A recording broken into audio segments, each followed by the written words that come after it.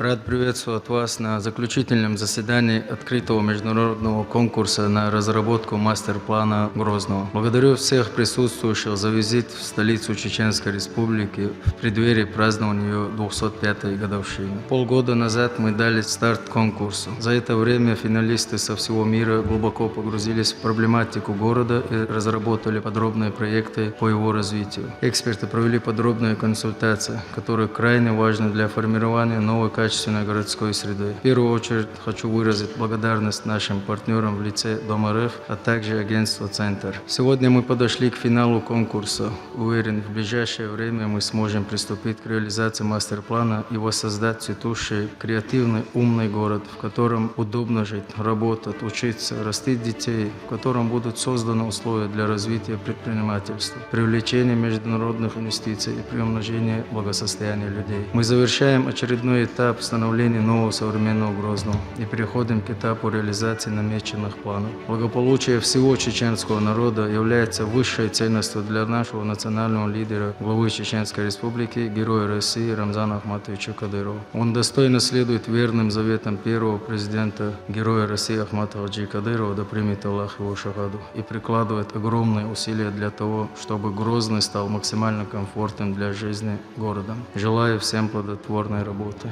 Мне очень приятно то, что сегодня мы присутствуем на знаменательном событии. Я уверен, что эта работа будет нелегкой, потому что выбрать из трех сильнейших мировых команд, которые объединяют в себе и лучшие российские команды, и международный опыт, и международные команды, будет очень тяжело, но тем не менее мы этот выбор с вами должны будем сделать. И для нас важно не просто выбрать победителя и положить мастер-план на полку. Для нас важно провести огромную работу в плане реализации этих проектов. И я уверен, что у вас в республике это будет реализовано, потому что и сейчас, как меняется республика, как динамично изменяется, как развивается, это говорит о том, что вы заинтересованы не просто построить новые здания или создать новую городскую среду, а в первую очередь вы заинтересованы создать комфорт для ваших жителей, чтобы жители гордились проживанием в вашей республике. Поэтому я желаю всем удачи, я желаю всем плодотворной работы, и завтра в торжественной обстановке в присутствии наших руководителей увидим